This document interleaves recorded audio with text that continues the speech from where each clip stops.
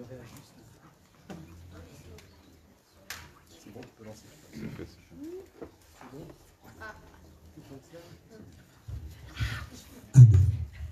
C'est merveilleux, du premier coup. Donc, mesdames les sous-préfètes, mesdames, messieurs les élus, mesdames, messieurs les partenaires, chers amis, merci de vous être déplacés jusqu'à d'Angély et Saint, l'endroit idéal, et la commune d'Écoyeux. En toute subjectivité, je dirais une très belle commune. Vous ne m'en voudrez pas, j'en suis le maire. Donc, voilà. Donc merci, c'est avec grand plaisir que je vous accueille donc, ce soir à Écoyeux. Donc nous allons commencer par le rapport moral, puis le rapport d'activité, avec des témoignages, je crois, enfin, voilà. Donc on y va. Donc bienvenue à cette Assemblée Générale qui est malgré tout un petit peu tardive, mais on a eu, beaucoup sont au courant des petits problèmes de direction, de gens malades, de gens souffrants, qui vont beaucoup mieux d'ailleurs. Je l'avais tout à l'heure au téléphone, hein, Thierry, le directeur de la mission locale. Les choses s'arrangent pour lui, et tant mieux. Donc, voilà, c'est donc, comme je disais, avec beaucoup de plaisir, qu'on va faire le bilan de l'activité de la mission locale de Saint-Ouen pour cette année 2021, bien qu'on soit pratiquement en fin d'année 2022. Donc 2021 a été vécu comme l'acte 2 de la crise sanitaire. Après 2 ans de confinement, d'organisation spécifique, nous avons été confrontés à 2 problématiques. Les conséquences sociales pour les usagers, les conséquences économiques pour les employeurs. La sortie du confinement a posé à certains jeunes des difficultés. Face à cela, nous avons dû aller vers eux en leur proposant des actions atypiques sur leur territoire, dans leur quartier. Nous les avons accompagnés pour mettre en place des dynamiques d'action, de projection, de formation. Nous avons également fait face à de nombreuses demandes, plus sociales, logement, administratif, mobilité, santé, etc. C'est pourquoi, comme vous le verrez dans le rapport d'activité, nous avons proposé des actions de recyclage, de jardinage, d'aide à la préparation du code de la route, de sensibilisation à la création de son propre emploi, d'expérience à l'international. Il fonctionne comme normalement. Côté entreprise, ce sont les problématiques de recrutement dans certains secteurs qui sont à pointer. Là aussi, nous avons fait preuve d'imagination pour accompagner différemment les employeurs. Ce travail s'est fait en partenariat avec Pôle emploi pour plusieurs secteurs d'activité. Nous avons aussi innové en proposant des réalisations et des portraits de dirigeants locaux. L'objectif est d'avoir des outils de valorisation du secteur économique et de trajectoire personnelle sous forme d'une filmothèque commune aux acteurs de l'insertion du territoire. En tant que membre du service public de l'emploi, la mission locale a mis en place et fait vivre des dispositifs de contractualisation avec les jeunes via le PACEA. Le PACEA, hein, vous connaissez tous, moi j'ai beaucoup de mal avec les sigles, mais c'est parcours contractualisé d'accompagnement vers l'emploi et l'autonomie. Et la garantie jeune. Ce sont ces supports qui nous ont permis de retravailler nos organisations afin de les rendre plus adaptées. Des actions innovantes précédemment citées ont pu être mises en place grâce à ces dispositifs. Dans ce contexte, nous avons souhaité associer encore plus les usagers à la vie et au projet de la mission locale, ce qui a débouché à la création d'un conseil consultatif des jeunes. Ainsi, les jeunes de l'ensemble du territoire peuvent favoriser les dynamiques et conseiller sur les actions à mener. Enfin, un travail concret a été impulsé pour les déménagements à venir de la structure sur les sites de Saintes et de Saint-Jean-d'Angély. C'est au nom de notre jeunesse que je remercie mes collègues élus de m'accompagner sur ces projets, des gros projets, on en reparlera, afin de proposer aux jeunes un accueil de qualité. Ça, je tiens vraiment à ce que cet accueil soit encore plus qualitatif. L'accomplissement de tout cela nécessite l'investissement de tous. Je tiens à remercier les salariés, bien évidemment, des partenaires économiques, sociaux et politiques avec qui nous construisons la mission locale de demain. Je conclurai ce rapport en citant la reine Elisabeth II qui vient de nous quitter. « Je ne connais pas de formule unique pour réussir, disait-elle, mais au fil des ans, j'ai observé que certains attributs du leadership sont universels et consistent souvent à trouver des moyens d'encourager les gens à combiner leurs efforts, leurs talents, leurs idées, leur enthousiasme et leur inspiration pour travailler ensemble. » Voilà, c'est terminé, brutalement. C'est vrai qu'après la reine Elisabeth, on ne peut pas dire grand-chose. Donc, je vous propose, si vous en êtes d'accord, à moins qu'il y ait des questions ou des remarques, ou de voter ce rapport moral, si vous en êtes d'accord. Oui, ok. Donc, est-ce qu'il y a des contre, des abstentions? Merci donc. Merci beaucoup. Je vais laisser maintenant la parole aux techniciens et aux personnes qui vont témoigner. Et peut-être à Fabienne. Vas-y Fabienne. Merci. Merci. Je vais essayer de faire l'animation ce soir. Vous me direz à la fin si c'était correct. Donc, l'idée, en fait, au niveau de cette AG, c'est de peut-être pas vous lire le rapport moral comme ça, de façon linéaire et puis un peu soporifique. Donc, on s'est dit, on va déjà reprendre certains chiffres, parce que voilà, il y a des choses qui se passent au niveau des chiffres, mais surtout, les actions, ce sont des jeunes et des moins jeunes qui vont venir témoigner sur certaines actions qui ont été menées. Donc voilà, on va essayer de cadencer et de rendre un petit peu plus dynamique cette Assemblée Générale. Vous avez aussi le document, alors lui, il est beaucoup plus complet sur toutes les actions qui ont été menées en 2021, mais on va faire aussi des zooms avec des jeunes qui ont participé toute l'année et qui vont pouvoir vous rendre un petit peu ce qu'ils ont fait. Donc on va démarrer, donc Charles va vous présenter des cartes. Voilà, donc ça c'est Charles qui va commencer avec un petit peu les éléments chiffrés, parce que c'est important aussi de donner des chiffres d'activité.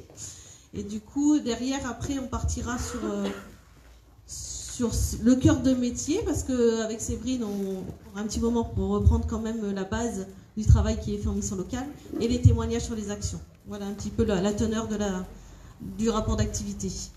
Donc Charles, je te laisse un micro. Oui, c'est bon. Donc, cette année, on a fait le choix de présenter des données sur la mission locale, mais à partir de cartes pour montrer le territoire, puisqu'avant tout, on intervient sur un territoire. Donc d'abord, on a souhaité rappeler qu'on intervient sur 2 arrondissements, celui de Saintes et de Saint-Jean-d'Angély, qui regroupent au total 7 cantons, suite aux dernières réformes qui ont eu lieu, territoriales, et 4 EPCI. La communauté d'agglomération de Saintes, la CDC Val-de-Saintonge communauté, la CDC Cœur de Saintonge et la CDC de Gémozac et de la Saintonge viticole. Là où vous voyez le logo mission locale, ce sont l'ensemble des points où nous accueillons. Soit ce sont les permanences, Amata, Aulnay, Saint-Hilaire de Villefranche, Tonnet-Boutonne. En tout, nous avons 14 permanences et les 2 antennes, celles de Saintes et Saint-Jean-d'Angély. Ce que vous n'avez pas là à l'écran, ce sont 2 permanences qui sont sur Saintes, qui sont la maison d'arrêt, où nous intervenons, et également le centre social Boissier-Bellevue, où une conseillère intervient. Donc voilà, donc d'abord, avant tout, c'est l'intervention de la mission locale, c'est une intervention qui se fait sur un territoire. Notre intervention, pardon, c'est bon, je vais juste sur celui-là.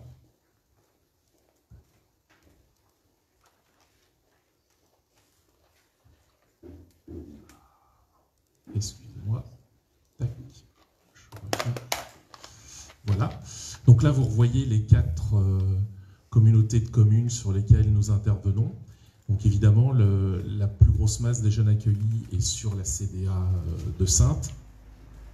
En orange, vous avez le différentiel entre les nombres de jeunes accueillis, et en bleu, ce sont les premiers accueils que nous accueillons chaque année, c'est la part. Donc évidemment, sur les 2 plus petites CDC en nombre de communes, il y a un petit peu moins de jeunes accueillis. Par rapport à cette activité, on voulait vous présenter sur 5 ans ce que ça représente. Donc vous avez un petit graphe, je vais essayer de zoomer. Ah, j'ai un peu trop zoomé, pardon. On a une activité qui est en progression actuellement. Alors avec une spécificité sur l'année 2020, bien évidemment, hein, puisque avec les périodes de confinement, beaucoup de jeunes n'ont pas pu être accueillis, même si on a assuré l'accompagnement. Donc voilà, donc vous avez en fait l'évolution sur 5 ans, alors qu'il se voit mieux sur la CDA de Saintes, de façon un peu plus nette. Le public accueilli, si on présente un peu plus en détail comment il se présente, on a une répartition homme-femme, bien évidemment, mais en fait, on s'aperçoit que généralement, tous les ans, on vous dit la répartition homme-femme, elle varie un petit peu. De temps en temps, on accueille plus d'hommes, de temps en temps, on accueille plus de femmes. On s'aperçoit qu'ici, en fait, en fonction des territoires, on a des écarts assez importants, parce que si on regarde entre Val-de-Saintonge, communauté, on est pratiquement à l'équilibre entre les hommes et les femmes. Alors que sur la CDA de Saintes, eh ben, on accueille beaucoup plus d'hommes que de femmes cette année. Ce qui montre qu'on a des territoires très différents et que le fait d'avoir à mener une politique d'analyse de territoire est important pour justement pouvoir au mieux appliquer les politiques publiques. Charles, tu peux nous donner un peu les chiffres? Parce qu'en fait, Alors là, par exemple, la répartition, donc on est à 50,3% de femmes et 49,7% d'hommes sur la CDC Val-de-Saintonge, communauté. On est à 42,5% de femmes sur la CDA de Saintes et 57,5% d'hommes. Et on est de nouveau avec plus de femmes accueillies sur les CDC de Gémezac, Saintonge-Véticole et CDC Cœur de Saintonge. Au niveau de la répartition par âge, je vais essayer de zoomer un petit peu. Ah, c'est lui qui redescend. Donc là aussi, on s'aperçoit qu'on a en fait des évolutions hein, sur les tranches d'âge au niveau des publics accueillis, même si le petit triangle, la petite part de camembert rouge que vous voyez à l'écran est à peu près équivalente partout. Alors ça, c'est lié en partie à l'accompagnement qui est fait par mes collègues sur le décrochage scolaire, puisque depuis la loi du 5 août 2020, on a tout un système d'accompagnement des 16-18 en lien avec le CIO, donc où il y a tout un travail qui est mené, où nous recevons des listes directement des décrocheurs scolaires avec qui nous prenons contact pour les mineurs. On s'aperçoit qu'après, là encore, sur la CDA de Saintes, on n'a pas tout à fait la même répartition que sur la CDC de Vins-de-Saintonge communauté. Au niveau des données qu'on voulait vous présenter également,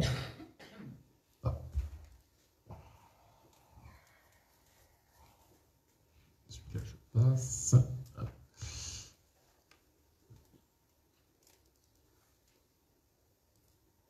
On a voulu mettre en évidence aussi ce qui est versé par la mission locale en termes de soutien aux jeunes sur le territoire.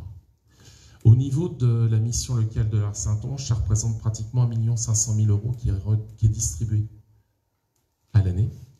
Donc, qui est distribué alors, sous forme soit d'aide via les dispositifs, le PACEA, la garantie jeune, ou encore par le fonds d'aide aux jeunes, donc aide du département, ou encore l'aide au permis région, les tickets services aussi du département, donc en fait toute une série d'aides qui peuvent être assez différentes.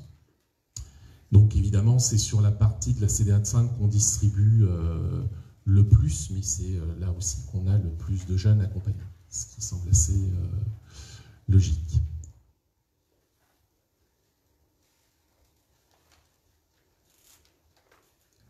Enfin, ce qu'on voulait vous présenter, c'est que la mission locale, c'est pas que l'accompagnement des jeunes, c'est aussi du travail qui est réalisé avec des partenaires, avec des entreprises, puisque tout au long de l'année, nous travaillons soit pour mettre les jeunes en stage via les immersions, les PMSMP, soit via le parrainage, soit encore via des actions plus spécifiques, des soirées et ainsi de suite. Et donc on a un certain nombre d'entreprises avec lesquelles nous travaillons. Alors là, évidemment, c'est un petit peu noyé au niveau des communes. On s'aperçoit que c'est toujours sur la CDA de Saintes. Hein, évidemment, il y a un territoire qui est assez vaste en termes d'entreprises, et puis sur la CDC Val de Saintonge. Mais si je vous faisais un focus plus spécifique sur les entreprises, cette fois-ci, sur notre... Ouais, je vais zoomer un petit peu. Ouais. Hop. Je vais bouger au fur et à mesure. On s'aperçoit qu'en fait, il y a certaines communes où on ne travaille pas nécessairement avec les entreprises. Alors pas parce qu'il n'y a pas d'entreprise, parce que sur chaque commune, il y a des employeurs au final, puisqu'il y a au minimum des collectivités et ainsi de suite. Mais du coup, ça montre que en fait, les jeunes vont souvent sur des fois des communes un peu plus importantes, ou des communes où il y a des entreprises qui ont peut-être un peu plus pignon sur rue, pour aller faire des stages, ou évidemment sur des communes, à Saint-Jean-d'Angély, évidemment, il y a beaucoup plus d'entreprises avec qui on travaille. On s'aperçoit que sur la première couronne de Saint-Jean-d'Angély, il y a plus d'entreprises. Et si je viens au niveau de la communauté d'Aglo, évidemment, sur Saintes, j'ai Saint-Georges-les-Coteaux, j'ai Chanier, où là, évidemment, on a plus d'entreprises avec lesquelles on travaille. Donc ça nous permet, toute cette partie cartographie, de mieux cibler par rapport au travail qui est réalisé, et puis justement de voir où on a à intervenir, où on peut avoir des axes d'action à réaliser. Voilà. Donc ça, c'est en fait, c'est un outil qu'on a voulu utiliser, où Charles a été formé pour utiliser cet outil-là, parce qu'en fait, on peut sortir plein d'éléments, et je pense que ça peut être intéressant de pouvoir comme ça avoir notamment sur les entreprises, d'aller voir un petit peu sur les territoires où on n'a pas forcément d'entreprise, et d'aller un petit peu chercher à faire un peu plus de requêtage par rapport à ces territoires-là. L'idée, ce sera sûrement l'an prochain d'aller voir plus les élus pour pouvoir leur montrer l'activité sur leur territoire, sachant qu'on a la possibilité de recouper les données de la mission locale avec des données de l'INSEE en même temps. Au niveau de l'accueil, donc juste pour donner quand même quelques chiffres, en 2021, on a accueilli 2365 jeunes, dont 943 en nouveaux accueils. Voilà. Je sais pas si je pense qu'au niveau on ne voyait pas trop les chiffres sur les cartes, donc du coup, voilà, ça donne un petit peu quelques éléments chiffrés. On a une progression de 2021 par rapport à 2020, mais c'est vrai que c'est un petit peu biaisé, puisqu'il y a beaucoup de jeunes qui n'ont pas pu aller sur la mission locale. Autant les collègues ont fait l'accompagnement pendant l'année 2020 sur les jeunes qu'on connaissait, mais il y a beaucoup de jeunes qui se sont retrouvés un peu esselés, coincés chez eux, donc qui ne sont pas venus en accueil tout de suite. C'est un accueil qui s'est un petit peu décalé dans le temps à la mission locale. C'est vrai que quand on regarde l'activité de l'année 2021, on est plus proche de l'année 2019, en fait. On était revenu à ce qui a été réalisé cette année. Ça a mis du temps, en fait, pour que les jeunes, après les confinements, reviennent. Donc le cœur de métier des missions locales, c'est bien d'accompagner les jeunes, de les recevoir et de les aider dans leurs projets. Donc je vais te laisser, Séverine, redonner un petit peu ce que fait un conseiller en insertion professionnelle quand il accueille un jeune, un premier accueil.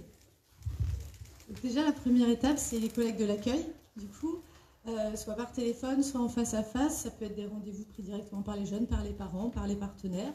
Et ils sont orientés en fonction de leur lieu de domicile, en fait, donc par rapport aux permanences que Charles a pu citer. Après, ça peut arriver aussi, il y a des jeunes qui ne peuvent pas du tout se déplacer. On peut recevoir aussi dans une salle, dans une mairie. C'est arrivé déjà quelques fois, c'est à la marge, mais c'est aussi possible, pour le savoir.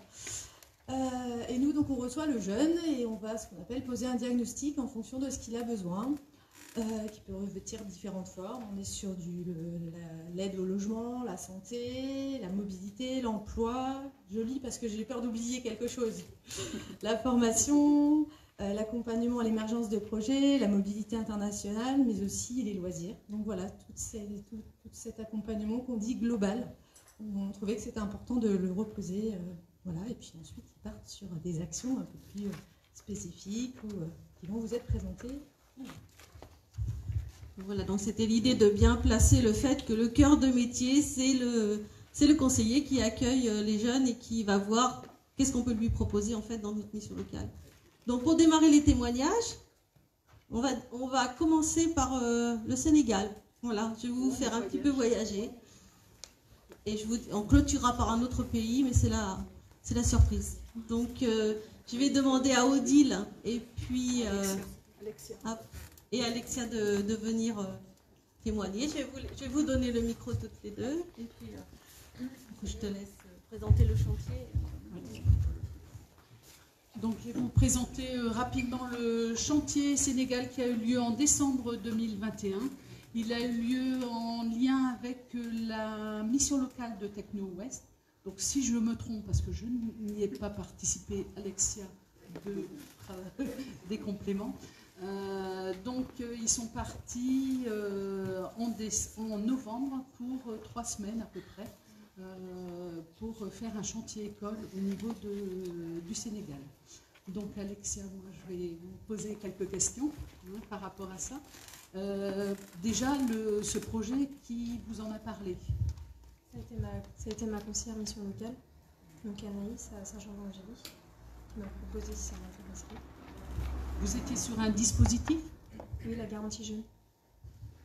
Et qu'est-ce qui vous a donné envie de participer à ce projet? De pouvoir découvrir un autre pays, participer à un projet comme ça permet à des enfants d'être contents d'avoir une belle école pour travailler. Puis ça nous permet aussi de découvrir d'autres cultures et d'autres personnes. Ok. Alors comment s'est déroulée la préparation avant de partir là-bas au Sénégal, puisque c'est un grand voyage, il y a dû avoir beaucoup de préparation. On a eu plusieurs réunions en amont à Saintes avec tout notre groupe. On en a eu 2 aussi avec les jeunes de Bordeaux pour qu'on puisse les connaître. Avant de partir directement au Sénégal, les rencontrer un peu. Et c'est là qu'on a pu poser toutes nos questions sur les doutes qu'on pouvait avoir, comment ça se déroulerait, les logements, hébergements, la nourriture et ce qu'on avait besoin comme affaire. Pour vous, quels étaient les objectifs personnels dans cette expérience? Vous l'avez déjà un petit peu dit, mais on commence.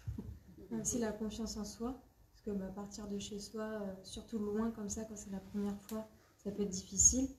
Et puis prendre en maturité aussi et se poser au-dessus, parce qu'on dit on a beaucoup de problèmes en France, mais à côté de eux, comment ils vivent, on est très bien lotis, nous en fait, on n'a aucun problème. Et eux, ils sont très heureux comme ils vivent en plus. Donc c'est une belle leçon de vie. Est-ce que vous pouvez nous dire une journée type là-bas? Donc vous avez parlé c'était quelque chose au niveau de l'école, vous faisiez de la peinture, une restauration d'une école, c'est ça? On avait 2 écoles, il y avait l'école des tout-petits et l'école franco-arabe. Donc dans l'école des tout-petits, c'était surtout la peinture, ponçage, un peu les tables. Et dans l'école franco-arabe, les bâtiments venaient juste d'être construits, donc on avait vraiment tout à faire. Même les tables, il fallait qu'on les refasse. Et on partait du matin. La première semaine, on était tous ensemble et après, on était divisés en 2 groupes pour être sur les 2 chantiers. Et on finissait vers 13-14 heures pour aller manger. Et puis après, vu qu'il faisait trop chaud, l'après-midi, c'était surtout temps libre et repos parce qu'on ne pouvait pas bosser, sauf qu'on avait un petit peu de retard. Mais... Quels sont vos meilleurs souvenirs? La rencontre avec nos homologues sénégalais. Au début, c'était un petit peu compliqué pour se comprendre. Et après, petit à petit, on a réussi à plus se parler et tout. Et on a pu faire des belles rencontres et rigoler en apprenant des petits jeux aussi. On apprenait nos jeux français et eux, ils nous apprenaient aussi leurs jeux, donc c'était sympa. Vous avez découvert aussi, vous avez visité... L'île de Dieu-Noir est magnifique avec les mangroves. Visiter aussi en pirogue les mangroves pour aller dans un autre village, c'était sympa. Ok. Donc, le retour, comment ça s'est passé, votre retour? Froid. En décembre, hein. On a tous eu très froid. Parce que nous, en plus, on a dû attendre à l'aéroport de Bordeaux pour pouvoir partir. On ne pouvait pas partir directement dans nos voitures. Donc, ça a été froid, mais un petit peu serré d'avoir quitté tous nos amis aussi là-bas. On reste en contact via les réseaux, mais c'est pas pareil que d'être en face d'eux. Et qu'est-ce que vous gardez de cette expérience là maintenant? Ça fait presque un an, quelques mois après. J'en suis sortie plus mûre, plus posée, et j'ai beaucoup plus confiance en moi, donc ça m'a beaucoup aidée pour le travail. Donc j'ai réussi à en trouver un, et la confiance, c'était très important pour ce que je fais, donc ça m'a beaucoup aidée. Et dernière question, est-ce que vous pourriez recommander ce genre de projet à d'autres jeunes? Oui, ça peut aider, parce que si je prends l'exemple d'une amie qui était avec nous, elle avait peur parce qu'elle est très à cheval sur tout ce qui est hygiène, et ça l'a beaucoup aidé à relativiser un peu et à souffler que d'être toujours très stricte pour ça. Donc ça peut vraiment apporter beaucoup de choses personnellement aussi. Vous étiez combien à partir de Sainte-Saint-Jean? Sainte-Saint-Jean, on était 5. Avec une conseillère. Merci pour le témoignage. Est-ce que vous avez des questions? D'autres? Oh, bravo! Merci beaucoup.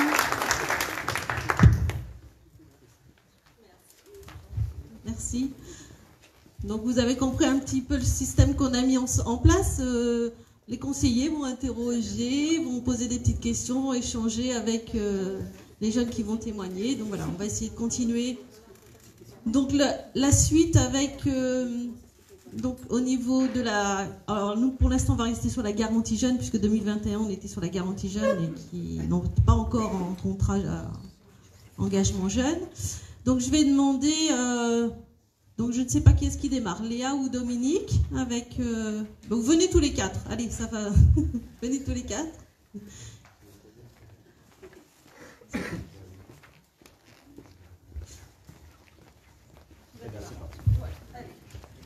Mesdames, Messieurs, bonsoir. Dominique, conseiller à Saintes. Je suis en présence de Mélodie. Mélodie, peux-tu te présenter en quelques mots? Je m'appelle Mélodie Gâteau, j'ai 19 ans et j'habite à Saintes. Très bien. Bon, Mélodie, tu es rentrée sur le dispositif de la garantie jeune il y a quelques temps. C'était, souviens-toi? C'était le 8 novembre 2021. 8 novembre. Très bien. Et quand tu es rentrée sur le dispositif, tu avais certainement des attentes. Peux-tu nous en parler? Je devais déjà passer le permis pour avoir une mobilité, pour trouver un travail et concrétiser un projet professionnel dont j'étais un peu perdue. Et la garantie jeune m'a permis, à travers différents stages, de trouver tout ça. Tu en es où maintenant? Aujourd'hui, du coup, j'ai préféré reprendre l'école et faire une formation afin de réellement concrétiser et spécialiser mon projet professionnel. Donc c'est un BTS NDRC, donc négociation et digitalisation de la relation client, donc vraiment dans le commerce et commercial terrain précisément. Bien, bon, alors on arrive bientôt à la fin du dispositif, on peut parler de bilan. Est-ce qu'au cours de ces mois, tu t'es dit qu'il y avait peut-être un point à améliorer, un axe d'amélioration, quelque chose à mettre en place? À mettre en place, je ne sais pas vraiment. Tout était relativement bien. Les échanges avec les conseillers étaient très constructifs. Là, tu me parles de points positifs. Oui, mais... On y va juste après. On va parler d'un moment de se réunir peut-être avec des personnes qui étaient dans la même démarche que toi. Peut-être voilà, faire un point de situation à mi-parcours ou pendant le parcours pour échanger. Oui, afin de se retrouver réellement et pouvoir discuter avec d'autres jeunes qui sont dans la même situation que moi pour vraiment se retrouver et pouvoir avancer ensemble. Très bien. Donc pour finaliser les points positifs, évidemment, que retires-tu de cette période? Du coup, j'ai validé tout ce que j'avais prévu de valider cette année. Donc j'ai eu mon permis, j'ai concrétisé mon projet professionnel qui s'est traduit par une nouvelle formation. Donc j'en suis plutôt contente. Bravo, merci. Merci à toi.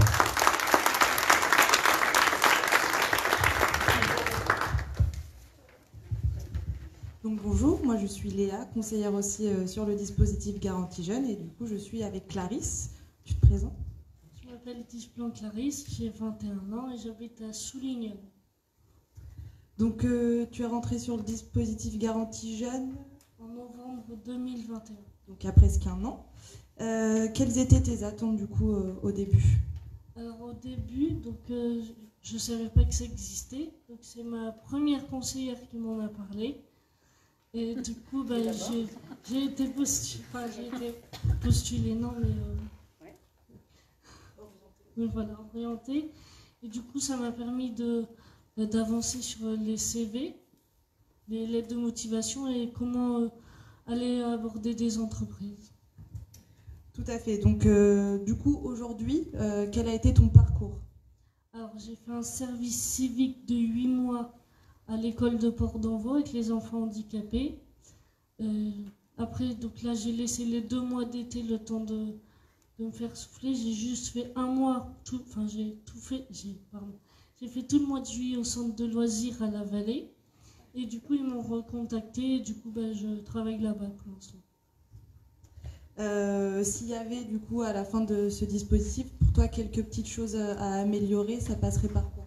Alors des plus petits groupes, parce que quand je l'ai fait, on était au moins 26, même plus, j'en suis sûre, donc des plus petits groupes personnellement. D'accord. Et du coup, les points forts du dispositif, donc qu'est-ce que toi, ça t'a apporté de rentrer sur ce dispositif?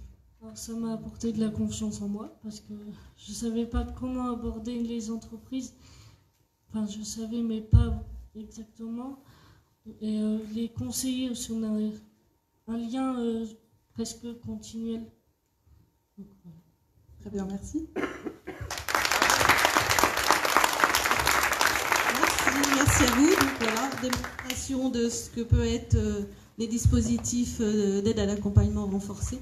Je crois que c'est encore eux qui en parlent le mieux. Pour continuer, donc du coup, lorsque ces jeunes sont sur certains dispositifs comme la garantie jeune, ils peuvent aussi aller sur des ateliers, parce que dans l'idée, c'est aussi que il faut que si on ne trouve pas un emploi tout de suite, qu'on puisse aussi avoir une activité. Donc j'ai Baptiste qui va présenter l'atelier à Saint-Jean-d'Angély. Donc je vais les Palette et Jardin. Donc je suis Baptiste, je suis conseiller à la mission locale sur le site de Saint-Jean-d'Angély. Alors je vais vous présenter 2 ateliers, l'atelier Palette et l'atelier Jardin. Et pour en parler, le mieux, c'est d'interviewer ces 2 jeunes hommes. Alors je vais commencer par Antonin. Est-ce que tu pourrais te présenter? Bonjour, je m'appelle Antonin Fournier, j'ai 20 ans et je suis arrivé à la mission locale en juillet de cette année. D'accord. Qu'est-ce qui t'a poussé à participer à l'atelier Palette? Déjà la prise de confiance en moi, parce que je suis un peu timide et j'aimerais plus aller vers les autres. Et ensuite, dans ma famille, on est très manuel. Et moi, j'ai tendance à un peu moins l'être. Et du coup, cet atelier m'a permis de venir.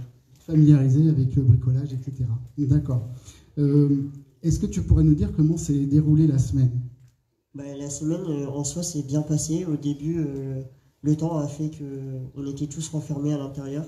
Du coup, avec le bruit des machines et tout, c'était un peu compliqué. Mais à la fin de semaine, ça s'est bien passé. Et puis l'ambiance était bonne. D'accord, très bien. Et est-ce que pendant cet atelier, tu as rencontré des difficultés et comment tu les as relevées?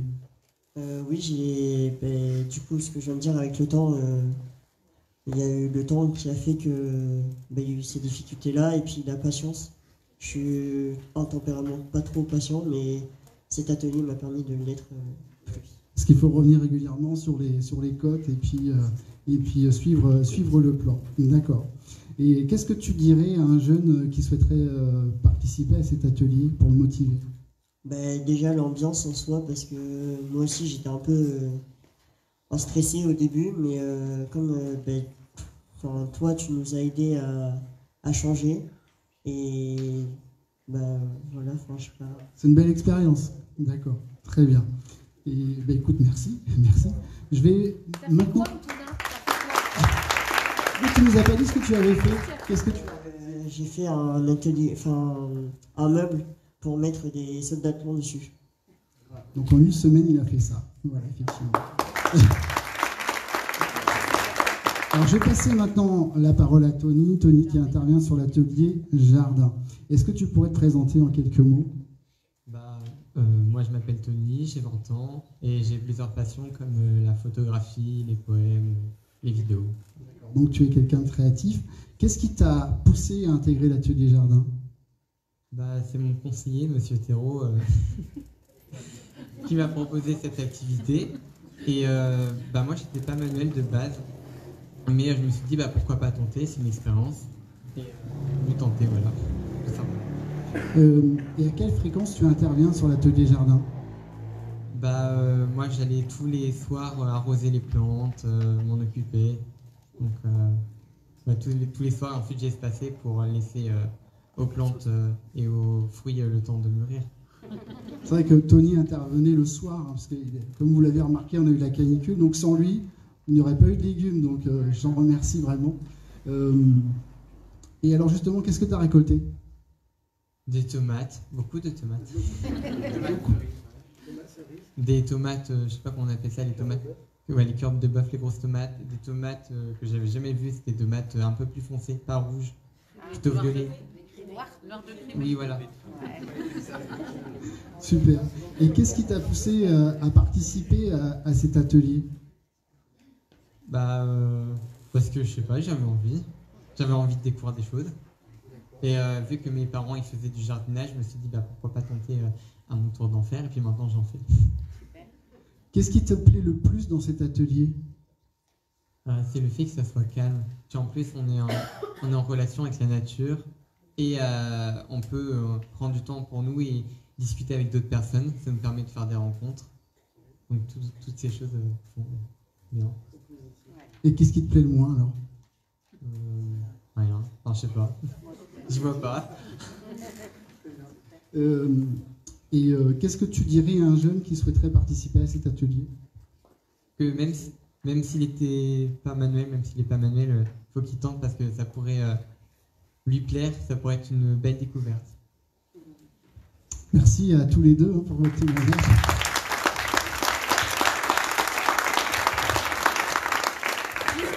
Juste vous dire qu'on a un petit, tu l'as ramené Baptiste, le petit fascicule Café Gorine avec plein de photos pour feuilleter après tout ce qu'ils ont fait en palette et dans le jardin. Du coup, on le mettra à disposition pendant le pot, comme ça on pourra,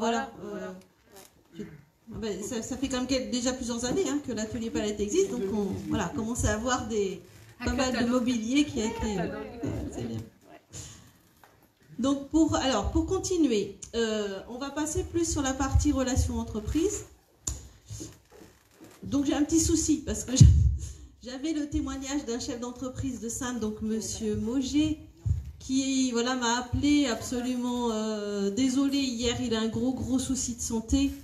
Donc du coup, je vais vous dire rapidement un petit peu ce qui s'est passé avec...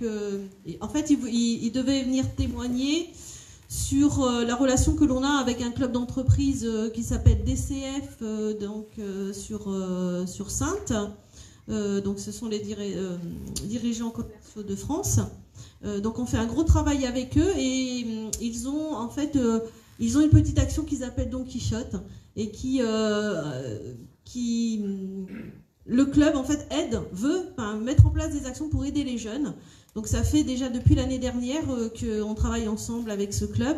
Et là, notamment, on met des temps de simulation d'entretien avec des entreprises. Donc ce sont des soirées. On fait ça entre 18 et 21h. Donc le club est complètement partie prenante. J'ai Mélodie qui a participé. Viens avec moi parce que tu vois, ça m'évitera que je sois toute seule. Voilà, tu vas pouvoir aussi nous expliquer ce que tu as pu faire avec Monsieur Moget et puis les entreprises. Donc ce club-là, le soir, il sollicite à peu près 6 entreprises qui viennent à la mission locale. Nous, on sélectionne 3 ou 4 jeunes qui ont besoin de faire de l'entraînement. Et ils font au moins 3 entretiens. C'est dense. 3 entretiens avec les entrepreneurs durant cette soirée. Et du coup, toi, tu vas nous expliquer un petit peu ce que tu as fait, du coup, parce que tu as assisté, toi, à une soirée. Donc, on passe, c'est ça, donc 3 entretiens différents, 3 situations différentes, en fait, concernant le commerce, donc les commerciaux spécialement. Donc, Donc c'est 3 entretiens en fait où on va aborder donc 3 situations différentes et ils vont nous apporter chacun leurs clés pour vraiment réussir un entretien. Donc c'est là qu'on voit vraiment que chaque dirigeant a des préférences et a des méthodes de faire passer un entretien. Et suite à ces entretiens, le dirigeant de la Poste m'avait proposé un stage de 2 semaines avec donc le responsable commercial. Donc c'est vraiment une occasion pour tous les jeunes. Donc voilà, donc c'est une vraie expérience, hein, je trouve. Enfin nous en tout cas, voilà, c'est dynamique. Les 3, ils passent 3 entretiens de suite. À la fin, ils sont. Mais alors, on l'a fait déjà plusieurs fois. On a eu notamment un jeune qui est revenu en nous disant, ben voilà, je me suis préparé à cet entretien. Derrière, 15 jours après, j'ai eu un entretien dans une entreprise. Et alors, apparemment, ils ont passé 2 jeunes en même temps sur l'entretien avec l'entreprise. Et il m'a dit, moi j'ai réussi parce que j'avais fait l'entraînement avec les 3 entreprises et pas l'autre. Donc du coup, j'ai réussi et j'ai moi qui ai eu le poste. Donc ça fait plaisir. Et puis du coup, toi aussi, tu aurais pu avoir de propositions aussi avec la Poste. Ça faisait un choix différent et supplémentaire. Merci. Donc voilà.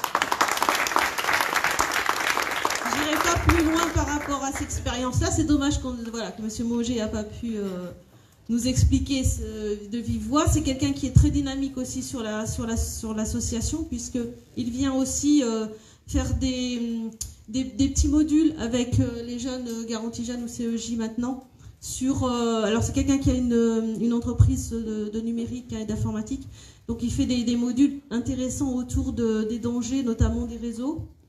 Voilà, comment utiliser les réseaux. Donc c'est quelque chose qui est intéressant. Il donne pas mal de temps pour la mission locale et voilà, je voulais le remercier. Bon. L'année prochaine, on les réinvitera l'année prochaine. On va continuer sur la partie entreprise, donc avec les RIP, donc Julien et Léo.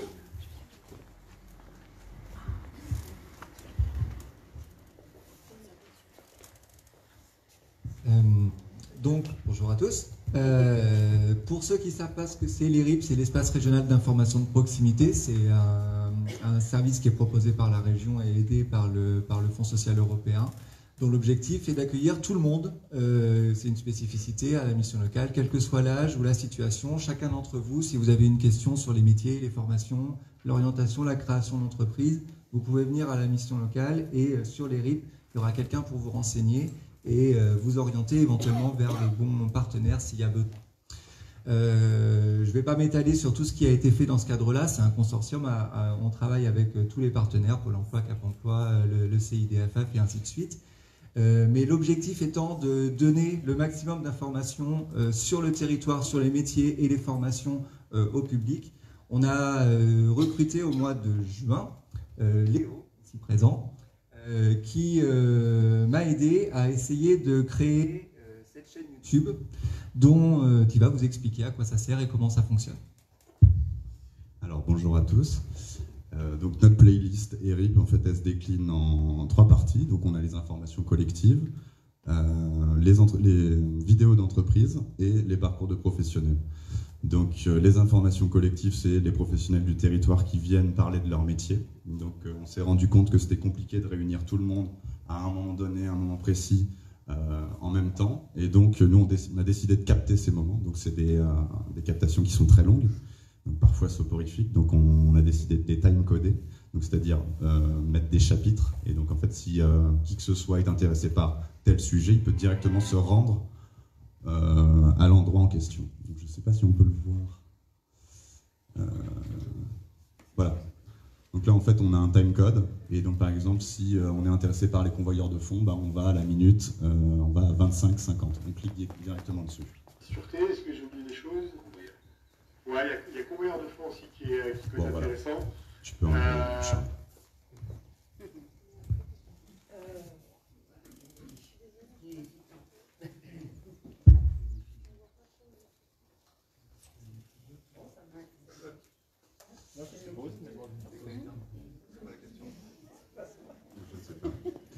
On peut revenir à la page précédente, s'il te plaît.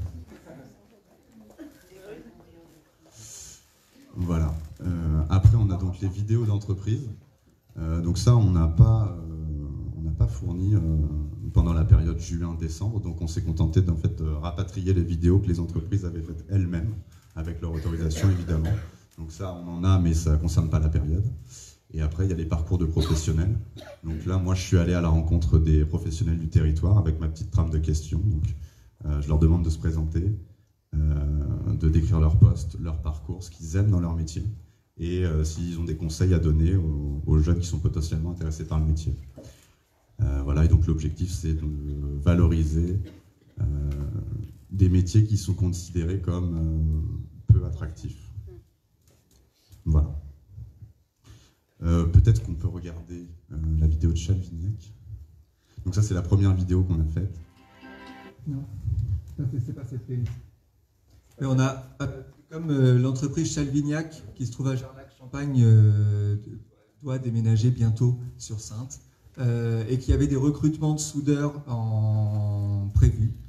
On a décidé d'essayer d'aller à la rencontre de personnes qui faisaient ça pour savoir ce qui leur plaisait dans ce métier-là. On s'est rendu compte que les jeunes, comme disait Léo, ils avaient un petit peu de mal à apprécier forcément ou à regarder à aller vers ces métiers-là.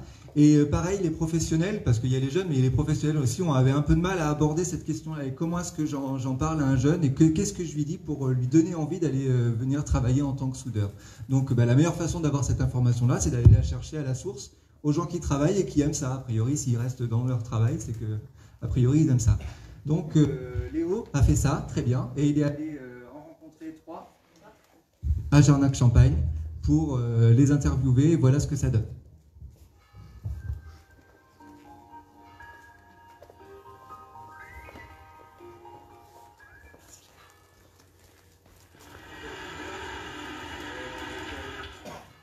Mathieu.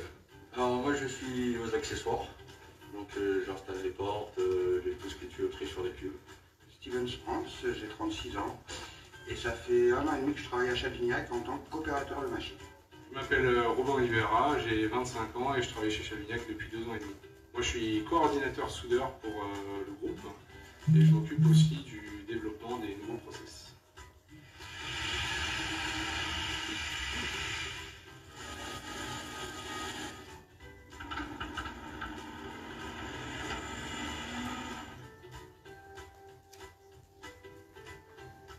J'étais éboueur à l'origine, et la chaudronnerie est toujours un métier qui m'a passionné depuis tout petit. Et suite à ce licenciement, j'en ai profité pour passer mon diplôme. Alors j'étais dans la grande distribution à mon dernier poste, après avant j'étais thermolaqueur. Donc en fait thermolaqueur c'est toujours dans l'acier mais je peignais sur de l'acier. Donc c'est complètement différent, c'est de la peinture en poudre que j'appliquais sur des pièces de métal. Avant j'étais dans la bûche compressée, donc je faisais de la sciure et je passais dans une machine et je compressais les bûches. Et ça faisait de la bûche compressée écologique dans l'air du temps. Et encore avant j'étais aussi dans l'acier mais j'étais débiteur. En fait j'étais chez les compagnons où j'ai fait mon apprentissage, donc CAP Bac Pro, et puis après j'ai fait le Tour de France avec eux. Donc la totalité ça a duré 7 ans et depuis 2 ans et demi j'ai arrêté. Et j'ai fait un BTS en chaudronnerie et là je vais poursuivre par une licence en métallurgie, toujours avec la société Chalvignac. Le travail du métal, de partir de rien et d'en faire quelque chose de grand, voilà, construire de ses mains. J'étais novice avant d'arriver ici, j'ai tout appris ici, donc tout le monde peut venir et c'est ça qui est très bien parce que j'étais dans la grande distribution avant, j'ai fait plusieurs corps de métiers différents. Et j'avais rien du tout à voir avec la soudure et du coup c'est pas mal parce que je suis parti de rien et ici il y a beaucoup de postes, beaucoup d'évolutions. Je suis même parti dans les Caraïbes où je travaillais également en chaudronnerie, au Japon aussi, enfin voilà. La métallurgie ça fait voyager. Voilà, je voulais juste dire pour clore que c'est un outil qu'on met en place à destination du public. Maintenant, on n'est pas complètement naïf, on se doute bien que le public, la première chose qu'ils vont chercher sur Internet, c'est pas les vidéos de l'ERIP, hein, on se doute bien. Par contre, c'est à la destination des professionnels et c'est ça qu'on essaie de faire, d'où ce que vous montrez Léo et que peut-être vous montrez Charles quand vous descendez un petit peu ici dans les ressources, il y a toujours des liens. Par exemple, ici, vous avez un lien sur toutes les formations sur le territoire qui vous permettent d'être soudeur et on vise, par cet outil, de donner l'accès aux professionnels à ces informations-là pour qu'ils puissent les redonner au public en face. Et ça, c'est ma vision de professionnel qui avait envie de faire un outil avec du contenu dedans. Et je voulais dire pour clore, puisqu'il s'agissait de faire témoigner des jeunes, Léo est un jeune par la même occasion, que ma vision de professionnel, elle veut rajouter toujours des choses et faire des vidéos toujours plus longues et donc, comme me dit Léo, toujours plus chiantes.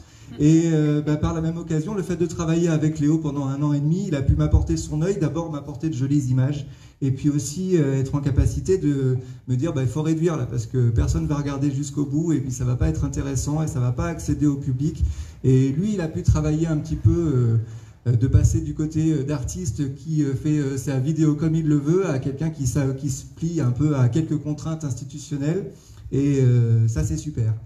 Par ailleurs, il monte maintenant sa propre entreprise et son contrat se termine fin novembre. Si vous voulez utiliser ses services, c'est quelqu'un qui vaut la peine.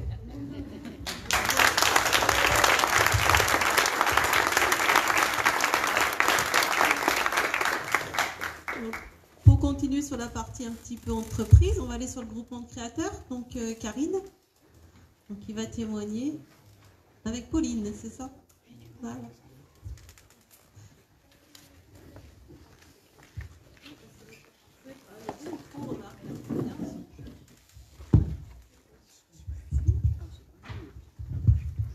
Voilà, bonjour à tous, bonjour. Je suis Karine, j'anime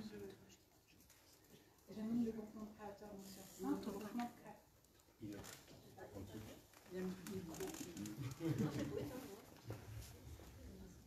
Je parle. Ah, plus près alors. C'est trop loin. Ah, il était éteint. Ah, ça va. Plus près. C'est ma voix qui passe là-dedans. En fait, on ne veut pas entendre ma voix.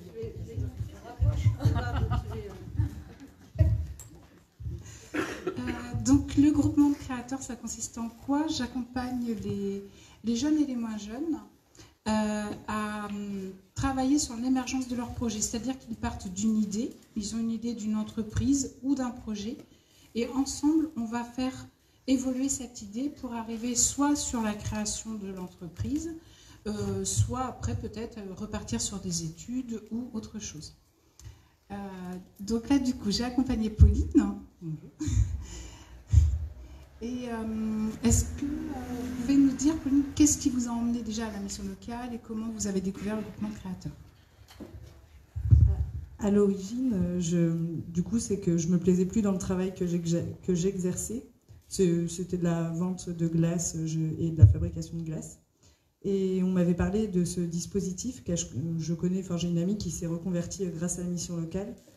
Donc j'ai demandé à un conseiller si je pouvais voir pour des fiches métiers et tout l'accompagnement qu'il y avait. Et bon, au final, le métier que je fais actuellement me plaît assez. Donc je me suis renseignée sur les entreprises et donc j'ai choisi Madame Gâteau en conseillère pour un projet professionnel que j'avais en tête depuis un petit moment. Et du coup, par rapport à votre projet, est-ce que vous pouvez nous en parler et nous dire un petit peu sur l'accompagnement par le groupement de créateurs, qu'est-ce que ça vous a permis? Du coup, ça m'a permis de pouvoir cadrer mes idées et vraiment d'avoir un accompagnement complet. Mon projet, en fait, je souhaite ouvrir une sorte de salon de thé où je pourrais créer des pâtisseries et à côté pouvoir associer une salle que je pourrais louer à des professionnels dans le bien-être, dans tout ce qui est médecine douce. Et ça m'a permis quand même de cadrer mes idées, d'avoir un avis aussi, de pouvoir exposer mes idées, savoir si ça pouvait plaire ou non. Et vraiment toute la démarche de réflexion grâce à différents exercices. Donc ça m'a permis de développer tout ça et d'avoir une bonne trame de projet de A à Z. Et du coup, pendant l'accompagnement, en fait, on a pu participer à une action. C'était Jean-Zac, mon centre-bourg, un incroyable commerce. Merci. Et du coup, Pauline a gagné le 2e prix sur Jean-Zac. Vous pouvez nous en dire un petit peu plus?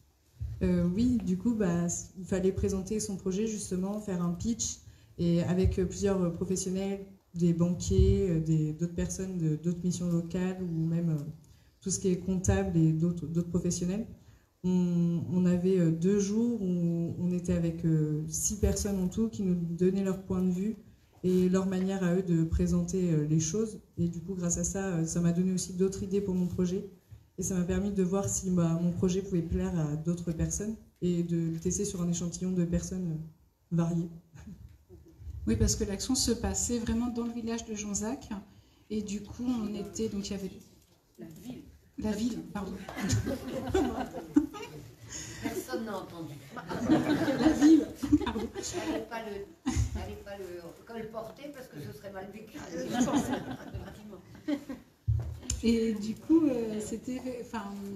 on était vraiment dans la ville et on se déplaçait toute la journée dans la ville. On était dans des commerces qui étaient fermés et du coup qui ont été réouverts pour cette occasion et ça permettait de se déplacer et de discuter avec les gens aussi. Donc on a fait des enquêtes. Des micro-trottoirs. Ouais, voilà, des enquêtes directement avec les personnes et ça permet de faire évoluer le projet. Donc c'était sur 2 jours en fait. C'est un petit peu l'accompagnement qu'on fait nous sur peut-être 2 ou 3 mois. Là en 2 jours c'était vraiment d'intensif. Et du coup, Pauline, son projet a été retenu. Donc elle a gagné le 2e prix. Donc bravo déjà.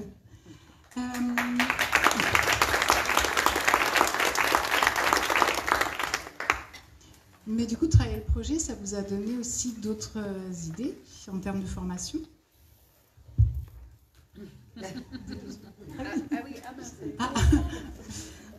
Oui, donc je me suis, du coup, le fait de travailler mon projet, j'en ai parlé avec d'autres personnes et justement d'autres personnes avec qui j'ai travaillé avant et qui se sont reconverties et, dans l'entrepreneuriat.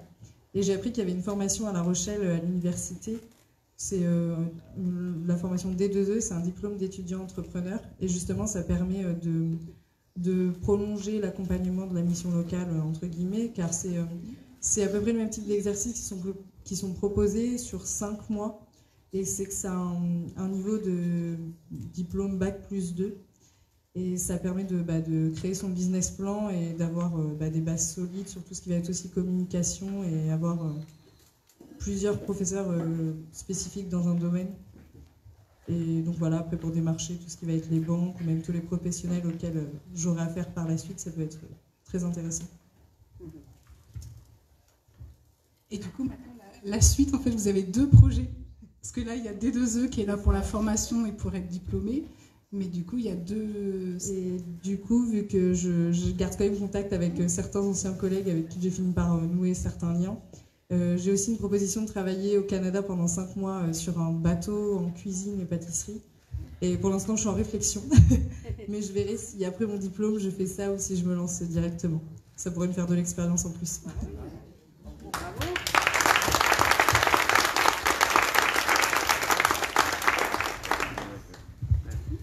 Merci. Donc du coup, voilà, c'est un... Du coup, c'est un vrai exemple de quelqu'un qui a commencé par rencontrer une conseillère à la mission locale et puis du coup a pu profiter notamment du groupement de créateurs au sein de la structure. Maintenant, le bureau d'information jeunesse et surtout le conseil consultatif des jeunes. Donc ça, c'est un projet qui nous tient à cœur depuis longtemps et on est vraiment content de l'avoir concrétisé en 2021.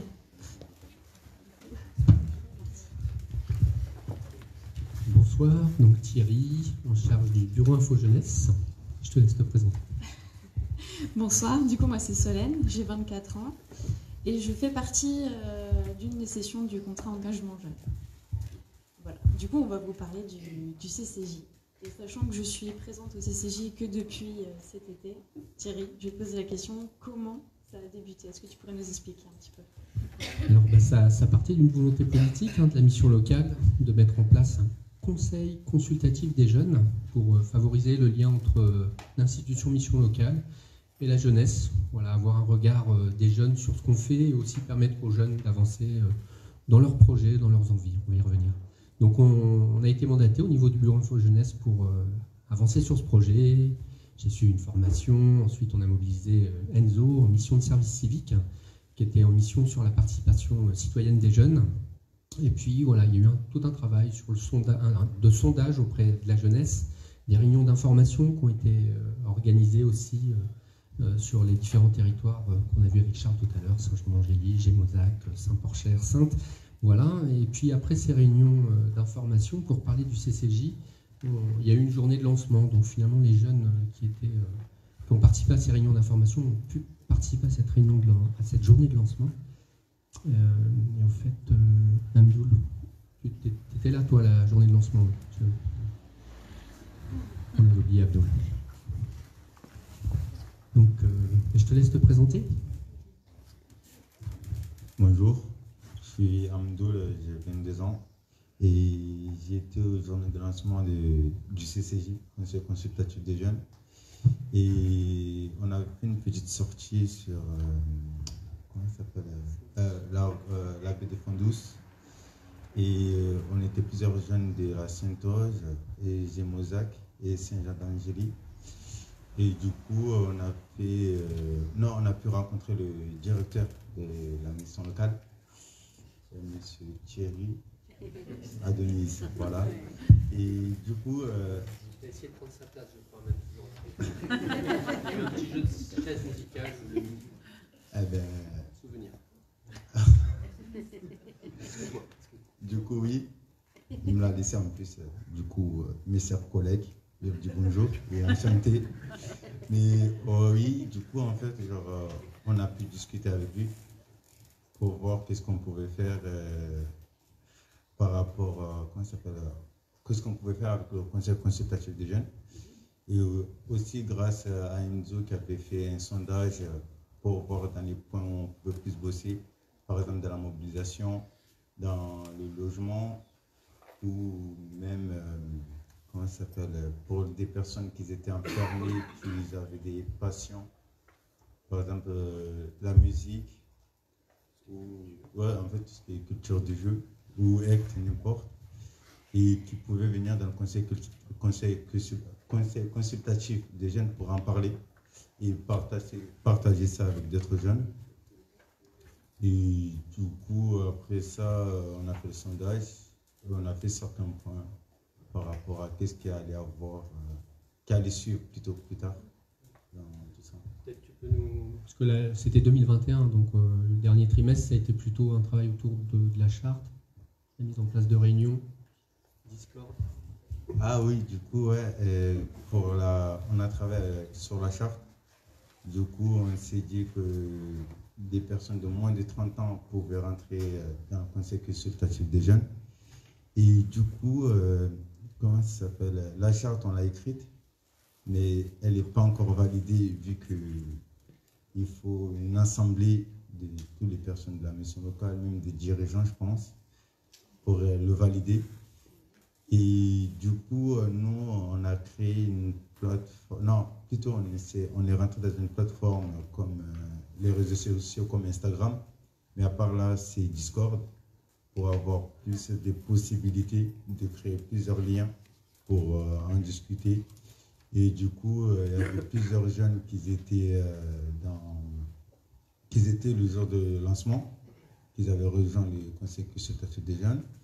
Du coup, on était à peu près une douzaine à être dans Discord. Il y a une grosse partie qui est partie parce qu'on n'était pas encore préparé pour... on n'était pas assez préparé pour... comment ça s'appelle?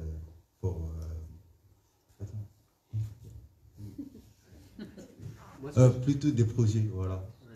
Pour les projets, il y a la charte, c'était pas rigolo. Oui, voilà, on a fait fuir quelques pas rigolo. Et du coup, on a préféré mettre la charte pour les personnes qui veulent plus s'investir dedans. Et pour les personnes qui veulent juste découvrir comment ça se passe le CCJ, du coup, juste de rentrer dans le serveur Discord. Du coup, voilà. Donc la charte, elle est posée là-bas. Il y en a quelques exemplaires si vous voulez la voir, même si elle n'est pas validée. On a la documentation. Oui, et toi, Solène, du coup, tu peux nous expliquer comment tu as découvert le CCJ? Moi, c'est très récent. Je suis arrivée en 2022, vers fin juin, début juillet. J'ai découvert le CCJ parce que j'ai réussi, par chance, je dirais, à trouver un petit flyer mi-loisir Donc c'est comme ça que... Oui, d'ailleurs, on a une affiche là, sur le loisir, plus quelques photos. C'est la soirée des jeunes artistes où chacun peut montrer son talent, que ce soit la musique, le dessin et autres. Et c'est comme ça que j'ai pu rencontrer les membres du CCJ, dont le référent Jérémy. Et puis en discutant comme ça, il m'a dit bah, écoute, demain il y a une réunion CCJ, est-ce que ça te dit de venir même juste pour voir, il n'y a pas d'engagement, il n'y a rien. Donc bah, une pierre deux coups, une soirée plus une réunion. Donc c'est là où j'ai un peu vu de l'intérieur comment ça se passe. Donc je sais pas si j'explique. Ah oui, concrètement, ouais, tu peux nous expliquer comment ça se passe? Alors, moi qui ai vécu un service civique en centre socio-culturel, pour moi, ça m'a tout de suite parlé parce que on est vraiment autour d'une table à parler des projets qui sont déjà passés, donc avoir un petit peu un premier bilan, les premiers ressentis, parce qu'on n'est pas non plus professionnel, donc on n'est pas jusqu'au stade, etc. Mais il y a un retour quand même sur les actions passées, il y a l'actualité un petit peu sur ce qui va arriver. Et puis s'il y en a qui ont des envies de projet, ben, c'est aussi le moment d'en parler, de voir un petit peu comment on pourrait le mettre en place avec les moyens du bord. Et puis ça permet, je dirais aussi, de revoir un peu la méthodologie de projet, parce que c'est là qu'on voit qu'il faut travailler la communication, il faut voir si on ne peut pas appeler des partenaires, parce qu'on n'est pas professionnel, encore une fois. Oui, en même temps, il y a eu des compétences de mobiliser. Mais oui, je pense à Corentin qui a créé sa boîte du côté de Saint-Jean, qui est graphiste, qui a réalisé les premières affiches sur les soirées jeux, là. Ouais. Du coup, voilà. Je sais plus où j'en étais, mais...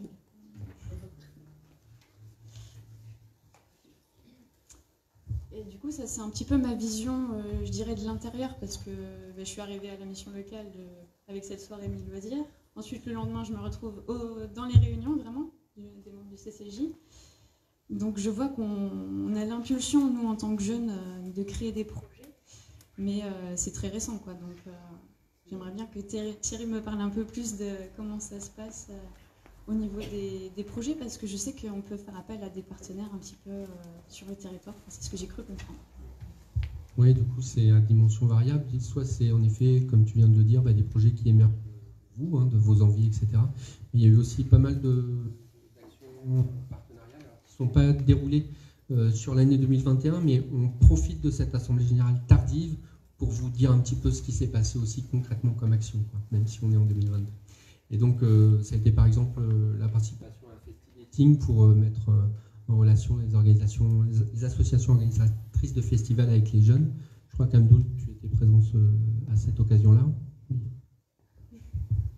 J'y étais parce que j'avais participé sur Place à emporter qui s'était produit sur Bois-Bellevue. Et aussi, vu que j'étais bénévole, du coup, j'ai pu en discuter avec des jeunes qui venaient visiter le Festidating plutôt. Et du coup, voilà. Et on a pu aussi, grâce au Festidating, se mettre sur d'autres projets qu'il y avait sur Sainte, par exemple Santé durable, pas Santé durable. Et du coup, je me suis calé aussi dessus pour être bénévole. Et ça s'est très très bien passé. Surtout que je présentais les produits locaux de Sainte plutôt, de la ville de Sainte. Du coup, c'était excellent. Du coup, on peut se caler sur des projets qui sont en cours, même s'ils ne sont pas organisés par nous. Du coup, voilà. Finalement, en fait, il y a des projets qui sont vraiment partis des jeunes en eux-mêmes, sans forcément qu'ils aient de compétences dans leurs idées, mais l'idée fait la force et impacte sur le projet pour plus tard. C'est le groupe qui fait que le projet va se mettre en place. Et puis en même temps, on voit qu'on peut aussi être sur le territoire, à demander aux partenaires qui sont sur le territoire d'être là aussi pour notre projet, parce qu'on n'est pas professionnel non plus, donc on ne peut pas prendre la parole pour tout et tout certifier. Mais du coup, voilà, c'est pour ça qu'on a créé le CCJ, je pense. Et d'ailleurs, on a un petit peu oublié d'afficher l'affiche du CCJ, mais elle doit être en flyer quelque part, je ne sais plus. Au fond aussi. Ouais, sur le petit muret, là, vous avez de la publicité, des flyers du CCJ, tout ça. Et puis, petite dédicace pour Jérémy, qui vient de finir un peu prématurément son service civique et qui rentre sur un BPGEPS en tant qu'apprenti, pouvait pas être avec nous ce soir. Ça a été la cheville ouvrière cette année du CCJ et de son animation, donc une petite pensée.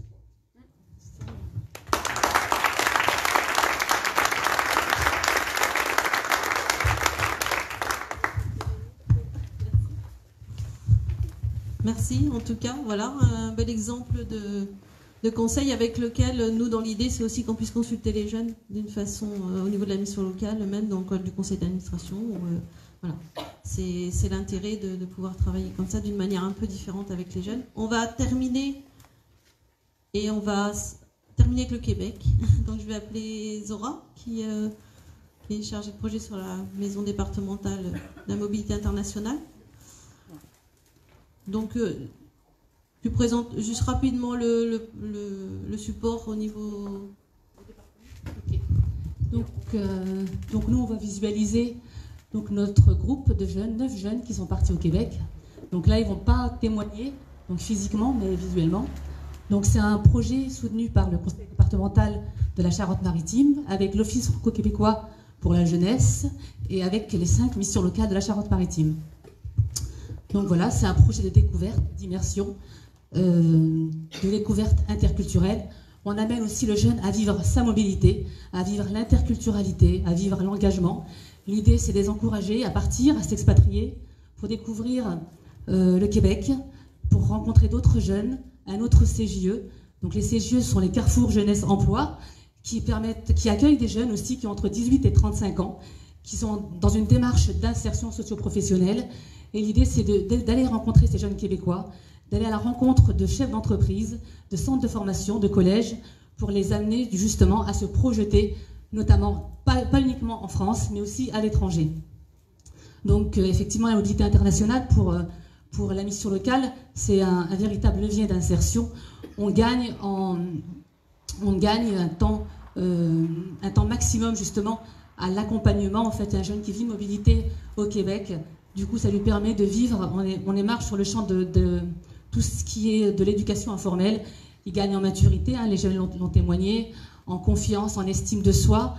On les amène aussi à valoriser leurs projets parce que, effectivement, on ne travaille pas uniquement sur la mobilité. La mobilité, c'est juste l'outil, mais on travaille sur l'avant, donc la préparation, qui est un travail quand même de titan. Voilà, donc avec tout cet appui aussi, du coup, financier, hein, qui est là, et avec tous les partenaires qui se joue au niveau national, du coup tout à l'heure au niveau régional, je pense à l'ODEJ dans le cadre du Sénégal, mais aussi au niveau départemental, au niveau local. Donc voilà, donc là ils vont pouvoir témoigner de leur expérience. Donc voilà, nos 9 jeunes, donc ce sont 5 jeunes, donc c'est les 5 missions locales, donc représentées par La Rochelle, donc jeunes suivis en mission locale de La Rochelle, de Rochefort, de Jonzac, de Royan et de Saint-Jean. Voilà. Donc, Ils nous ont fait une vidéo, ils sont là-bas actuellement, ils nous ont fait une vidéo. Moi c'est Clara, je les ai rencontrés sur le cadre de Marraine et mon projet professionnel c'est de travailler dans les maisons de santé boulettes et j'ai 22 ans. Bonjour, moi c'est Lucie, j'ai 24 ans et je viens de la mission locale de Saintes. Et mon projet professionnel, j'ai pas encore trop de certitude, mais c'est sûr que je vais revenir, soit en professionnel formation, soit au collège d'Amiens. Bonjour, moi c'est Maëlys, donc j'ai 19 ans. Ma mission locale elle est à Royan et je suis étudiante en BTS communication en alternance sur Périgny. Bonjour, moi c'est Hélène, j'ai 23 ans. Je suis venue ici je viens de la mission locale de Saintes et je suis venue ici pour éventuellement reprendre une formation des études au Québec. Bonjour, moi c'est Quentin, donc je viens de la mission locale de La Rochelle. J'ai 20 ans et j'ai comme projet professionnel de faire l'armée ou bien de revenir ici pour faire une étude sur l'infographie et des images. Voilà. Merci Quentin. Bonjour, je m'appelle André, j'ai 23 ans, je viens de la mission locale de Jonzac. Mon projet professionnel c'est de travailler avec les enfants au Québec. Ou sinon on reprend les études dans l'infographie, dans l'informatique ou dans image et son. Qu'avez-vous visité pendant ce voyage? On a visité plein d'endroits différents, à commencer par des restaurants avec des plats assez traditionnels comme la poutine. En fait, c'est une spécialité avec avec des frites et beaucoup de fromage. Ensuite, on a également visité une super fromagerie avec des fromages typiques ici, comme le Saint-Léon. C'était super bon. On a également visité une chocolaterie qui s'appelle Au Cœur Fondant. On a pu rencontrer sa propriétaire, elle nous a expliqué son parcours professionnel. On a visité aussi les locaux du CJE avec l'ensemble de toute l'équipe. Puis le zoo. On a visité le zoo aussi. C'est un zoo où les créateurs se sont directement implantés dans les paysages canadiens. Donc l'immersion avec les animaux est extraordinaire. Les paysages sont trop beaux. Et on a visité le collège d'Alma aussi, les centres de formation. Plein d'autres trucs comme ça. On a visité aussi les fast-food typiques ici, comme le Tim Hortons. Voilà, on a visité le Saint-Hubert, donc c'est tout ce qui est poulet. On a aussi pu avoir la chance de se balader jusqu'à la Pointe des Américains, en pleine forêt, et qui se trouve au centre d'Alma, qui est une ville, et c'était magique. Qu'avez-vous préféré pendant ce voyage? Alors le côté humain des personnes qu'on a rencontrées, elles sont très très accueillantes, hyper enthousiastes à l'idée de nous faire découvrir leur culture, très très ouvertes aussi, et très polies. On peut parler pendant des heures avec eux, même si on les connaît pas, ils sont très, comment dire, quand ils sont assez proches. Ils sont, en gros, ils sont chaleureux. Très chaleureux. Voilà. Ok. Il y a eu aussi également les paysages, les reliefs, les couleurs de l'automne. On a eu la chance d'arriver à la petite période de l'automne où il y a toutes les couleurs qui se mélangent, c'était magnifique.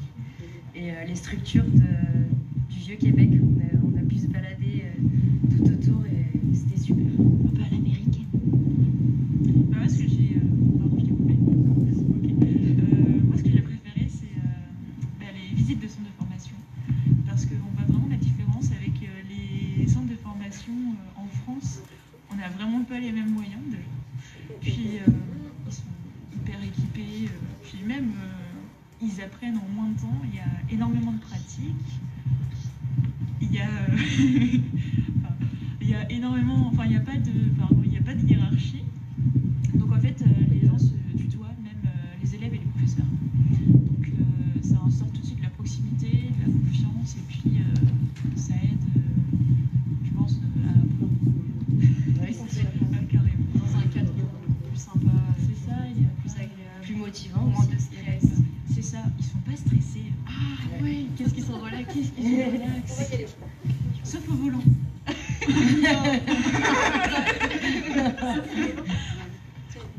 Et on tenait également à remercier toutes les structures et les personnes qui nous ont aidés à mener à bien ce voyage et qui nous ont accueillis et surtout qui l'ont financé aussi. Dont les missions locales de la Charente-Maritime et la mobilité internationale de Saintes. Le conseil départemental de la Charente-Maritime. L'OFQJ.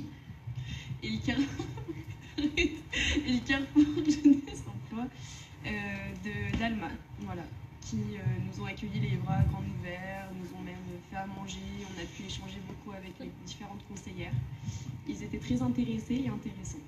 Et quelques personnes, dont Zora Badad de Saintes, Roxane Michaud du CJE, Simon également et Marie du CJE aussi, Marie-Josée, notre accompagnatrice de marraine Oléron et Rochefort, et enfin tous les jeunes qui nous ont accueillis chaleureusement ici, français et québécois, et qui nous ont donné leur bon plan du coin.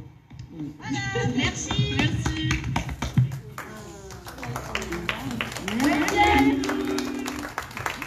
Donc l'équipe au complet. Donc ils reviennent dimanche matin. Ça fera 15 jours qu'ils sont partis. Donc voilà, je suis allée les chercher à Bordeaux. Je pense que ça va. On va déjà débriefer dans le bus. Oui. Oui, après ils continuent, hein, ils valorisent bien sûr le séjour et puis il y a plein d'ateliers sur lesquels ils peuvent travailler après l'expérience qu'ils ont vécue. Donc on remercie vraiment aussi le conseil départemental de Charente-Maritime parce que ça fait depuis 2018 qu'on envoie des groupes au Québec. Et là, ça nous manquait beaucoup parce que avec le confinement, ça faisait 2 ans qu'on avait du mal à faire partir. Et il y a toujours une conseillère qui part aussi avec le groupe. Donc ici, on a Anaïs qui est partie une année avec le groupe. Donc là, cette année, c'est Rochefort. Donc voilà, on espère continuer, faire partir. On avait l'idée de faire partir au moins 3 groupes dans l'année. Voilà. Donc on va, voilà, au niveau des témoignages, on a fait le tour de la vie de la mission locale, en gros sur une année. On va passer aux choses sérieuses. Non, je rigole. Donc présentation, oui, je vous donne le micro.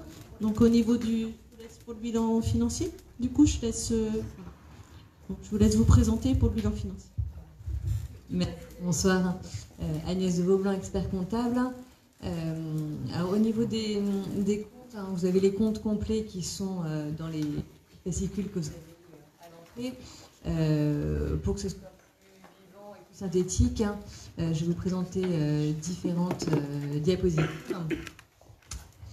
Donc, concernant donc, le compte de résultat et le bilan au 31 décembre 2021. Donc, si on commence par le compte de résultat et les produits d'exploitation, alors je ne sais pas si vous voyez bien au niveau des principaux produits, nous avons donc les subventions d'exploitation, hein, qui sont les ressources principales. Ces subventions en 2021 étaient de 2 125 500 €, ce qui représente donc une augmentation de 323 000 € par rapport aux subventions 2020. Les autres produits sont les transferts de charges. Donc transferts de charges, on a notamment en fait dans cette partie tout ce qui est aide pour les apprentis et les contrats aidés, donc les aides de l'État. Ça représentait 57 400 € pour 2021 et 37 000 € en 2020. Donc une augmentation de 20 400 puisqu'il y a eu davantage d'apprentis et de contrats aidés. Et enfin, donc les autres produits qui sont donc de 46 700 € en 2021. On a dans cette partie-là la partie informatique, dont notamment le MIAM. Donc 46 700 € contre 41 500 € pour 2020, donc 5 200 € de plus. Donc on a des produits totaux qui augmentent donc de 348 600 € et qui sont donc à 2 229 000 € au titre de 2021. Au niveau des subventions, donc le détail de ces 2 125 000 € de subventions, on a un certain nombre de subventions qui sont identiques entre 2021 et 2020.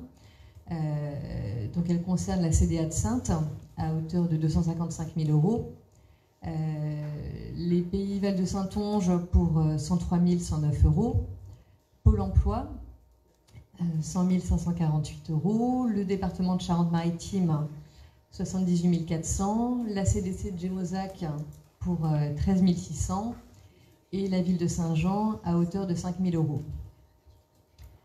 Donc, pour les subventions inchangées, pour les subventions qui ont évolué, donc on a la principale qui est la partie garantie jeune CPO, qui était là sur 2021 de 1 140 000 €, donc une progression de 276 000 € du fait en fait du plan de relance de 2021. Et on va en parler un petit peu après de cette subvention qui est particulière. La Nouvelle-Aquitaine, on est à 283 700 €, donc 11 000 € de plus que l'année dernière, puisqu'il y avait une subvention en plus par rapport à la santé. Les RIP, dont on a parlé tout à l'heure, 46 400 €, donc là on est sur 15 000 € de plus du fait d'actions de formation. La CDC Cœur de Saintonge, 23 183 €, donc qui a augmenté aussi avec une subvention On fait quoi pour la planète. L'ARML à 19 200 €, donc on est à 2 900 € de moins. L'ARS à 18 000 €. La partie du cas créateur, donc Crédit Agricole, une subvention de 15 000 € pour la partie groupement de créateurs. Et LGC, là aussi, à hauteur de 12 200 €. Et enfin, les autres subventions, donc 6 300, une diminution de 14 900. L'année dernière, on avait une subvention de la CAF pour l'entraide parentale et une subvention aussi Covid de la ville de Saintes. Donc voilà les différentes subventions. Si on regarde derrière au niveau des charges, nous avons des charges externes qui ont progressé. Donc, charges externes pour 188 900 €, elles ont progressé de 25 800 €. On a dans cette partie-là notamment des charges d'intérimaires supplémentaires et d'achat de petits matériels. Et dernière explication aussi, il y avait eu des périodes de fermeture en 2020, ce qui n'était pas le cas en 2021. Donc plus de charges aussi au niveau électricité et tout ce qui s'ensuit. Donc un peu plus de charges externes. Les impôts et taxes ont progressé là de 7 000 €. Donc on est à 121 600 €. Dans cette partie-là, on va retrouver la taxe sur les salaires et la formation continue. Donc des taxes en fait qui sont liées à la ligne d'en dessous, la ligne de salaire, qui est la plus forte progression. On est à 160 000 € de plus au niveau de ces salaires, donc une charge de 1 268 000 €, liée à la fois à l'augmentation de la masse salariale, du nombre de salariés, et du fait aussi de la prime Macron sur 2021. Comme les salaires ont augmenté, les charges sociales ont elles aussi augmenté parallèlement, donc de 40 000 €. Donc on a 462 000 € de charges sociales. Derrière, vous avez donc la partie amortissement, 16 464 € par rapport aux 8 500. Donc là, des amortissements supérieurs, puisqu'il y a eu différents investissements, et notamment à niveau informatique, avec des achats d'ordinateurs et vidéoprojecteurs. Et enfin, les autres charges, à hauteur de 59 000 €. Donc là, elles concernent les charges en fait, liées aux différentes actions. L'année dernière, on avait une autre charge un peu particulière, puisqu'il y avait eu 30 000 € de subventions et RIP qui avaient dû être reversées suite à des contrôles, ce qui n'a pas été le cas cette année. Donc voilà, des autres charges pour un peu plus de 59 000 €.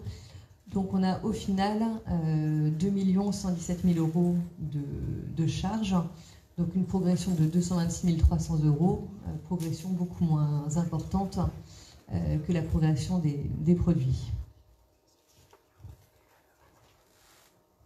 Si on regarde au niveau des résultats, donc les produits qu'on vient de détailler, donc à hauteur de 2 229 600 €, des charges pour 2 117 000 €. On avait aussi l'année dernière des ressources qui n'avaient pas encore été utilisées pour 14 400 €. Donc c'était une subvention On fait quoi pour la planète et Café des Envies, donc qui ont été utilisées cette année. Et à l'inverse, on a un engagement à réaliser de 107 600 €. Donc ces 107 600 € sont liés au plan de relance Garantie Jeunes, une subvention donc, complémentaire qui avait été accordée pour 248 000 €, qui n'a pas pu être mise en place tout au long de l'année, le temps que voilà, la subvention soit accordée et que les embauches soient faites. Donc finalement, on considère qu'il y a 7/12 de l'action qui a été réalisée et le reste qui va être réalisé l'année prochaine, enfin, sur 2022 finalement, sachant que cette subvention plan de relance a été accordée en 2021 avec possibilité d'utiliser les fonds en 2022, donc ce qui est fait. Donc on a un résultat d'exploitation à 19 460 €, alors qu'on était sur un déficit en 2020 de 14 300 €. Et pour compléter, voilà, on a aussi donc un résultat financier à moins 2 400 €, qui correspond en fait aux frais financiers, et un résultat exceptionnel de 8 600 € qui est constitué par une reprise d'une provision qui avait été faite en 2020, qui n'était plus d'actualité. Donc on a au final un excédent sur l'exercice, un excédent donc de 25 679 €, donc ce qui représente 43 100 € de plus que l'année dernière.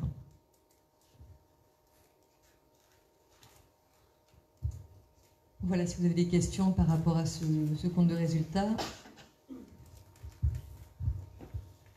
Ouais. Donc on va pouvoir passer au bilan. Donc le bilan à l'actif. D'accord. Entendu. Donc les immobilisations qui sont donc à 36 600 €, donc identiques à l'année dernière. On a eu donc ce que je vous disais, des acquisitions de matériel informatique et des amortissements pour le même montant. Les autres créances qui sont à 247 464 €, donc qui correspondent en fait aux subventions en attente de versement. Donc on a une augmentation de 42 000 € de ces créances, ce qui est assez logique, sachant qu'on a davantage de subventions pour 2021 que pour 2020. Une trésorerie bancaire à 373 600 €. Donc cette trésorerie bancaire est inférieure de 110 000 € à la trésorerie, donc à la même date, à chaque fois au 31 décembre de l'année. Donc 110 000 € de trésorerie de moins, mais par contre, le crédit de campagne n'a pas été utilisé. Et ensuite, nous avons donc des charges constatées d'avance à hauteur de 9 900 €, donc sensiblement équivalent à l'année dernière. Donc un total de bilan à 667 595 €. Et en face, au niveau du passif, nous avons donc les fonds propres à hauteur de 213 377 €. Donc en progression de 25 700 € liés à l'excédent de l'exercice. Les fonds dédiés, donc les 107 600 € finalement de subventions 2021 garantie jeunes qui vont être utilisés sur 2022. Le crédit de campagne qui donc n'a pas été utilisé, qui était à 153 000 € l'année dernière. Des dettes fournisseurs en diminution à hauteur de 41 700 €. Des dettes fiscales et sociales de 195 500 € qui sont stables par rapport à l'année dernière. Des autres dettes à 973 €. Et des produits constatés d'avance pour 8 400 €. Donc en diminution de 1 600, ce qui fait donc un total toujours à 667 595 €. Voilà, et donc au niveau du suivi des fonds dédiés, donc on a cette information chaque année en annexe sur justement les subventions qui avaient été mises en fonds dédiés l'année dernière. Donc on avait 14 400 €, 14 450 €. Ces subventions de 2019 donc, ont bien été, de 2020 ont bien été utilisées sur l'exercice, et nous avons donc toujours ces 107 600 € donc, qui seront utilisés sur 2022. Voilà, est-ce que vous avez des questions sur ce bilan? On va peut-être ajouter oui. que les frais personnels sont liés aussi à la révision de la convention collective et de l'article 65 correspond en ce qui concerne la mission locale de Saintonge à un peu plus de 100 000 €. Dans l'augmentation que vous avez remarquée, il y a 100 000 € qui sont liés à la modification de l'article 65 de la convention collective. Voilà. Et autre chose aussi, par rapport aux frais de personnel, vous avez aussi la partie indemnité de fin de carrière qui se retrouve dans ces charges, sachant que donc là, l'association présente un excédent d'un peu plus de 25 000 €. Mais sur 2022, il y a des départs en retraite qui sont prévus, avec des indemnités de fin de carrière qui seront à verser. Donc par rapport à ce résultat, voilà la proposition qui sera faite est de les affecter en fait en report à nouveau pour pouvoir absorber ces indemnités de fin de carrière de 2022.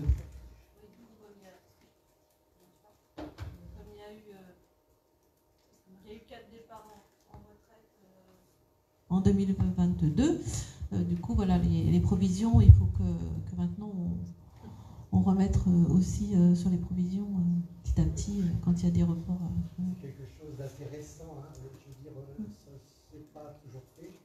Et du coup, je veux dire, on est un petit peu en deçà des réalités qui nous attendent, en matière de départ. Oui, c'est sûr qu'on avait 2022 avec une plus grosse année au niveau des départs en retraite. En fait, voilà, comptablement, on a la possibilité d'inscrire les indemnités de fin de carrière au niveau du bilan en dette, puisque ce sont finalement des sommes qui sont dues aux salariés au moment de leur départ. C'est quelque chose qui se fait assez peu dans la pratique, hein, donc c'est pour ça, en détaillant le bilan, la partie indemnité de fin de carrière n'était pas mentionnée, et notamment parce que ça dépend en fait des salariés qui seront présents au moment de leur départ à la retraite. Donc on pourrait éventuellement provisionner des salariés qui ont actuellement 50 ans et se dire dans 12 ans combien est-ce qu'ils vont avoir en indemnité de fin de carrière. Voilà, il y a tellement de choses qui peuvent se passer que le choix est fait de ne pas le présenter dans le bilan. Par contre, l'association de mission locale a un contrat d'assurance qui permet en fait de verser régulièrement des sommes sur ce contrat pour couvrir les indemnités quand elles doivent être versées.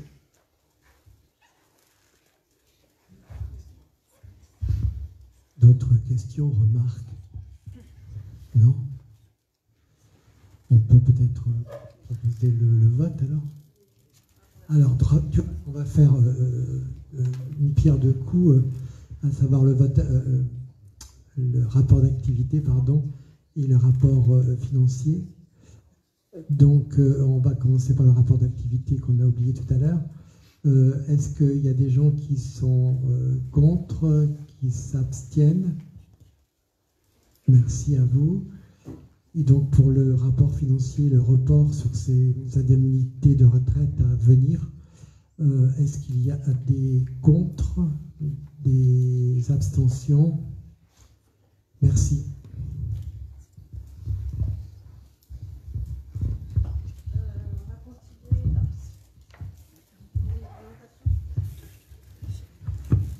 Ah oui, commissaire aux comptes, oui. Donc Monsieur Guéman ne pouvait pas être avec nous aujourd'hui. Donc voilà, Madame Marmin va présenter le rapport du commissaire aux comptes. Voilà. Donc deux rapports en fait sont à présenter pour l'Assemblée générale. Le rapport de certification.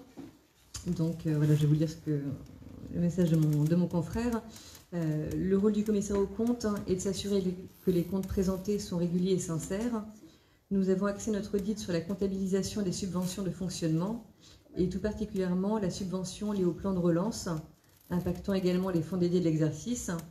Nous n'avons pas de remarques particulières sur ce point. Les comptes clos au 31 décembre 2021 sont certifiés. L'autre rapport concerne les conventions réglementées, donc tout ce qui est convention passée entre l'association et un administrateur de l'association. Et donc dans ce rapport, nous relatons dans le rapport les conventions conclues dans le cadre des subventions versées à mission locale. Nous n'avons pas d'observation concernant ces conventions.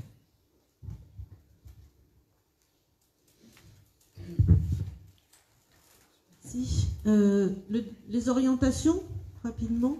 Donc c'est vrai qu'elles sont déjà bien avancées. J'ai laissé mes lunettes, ça ne va pas le faire. Hop, merci.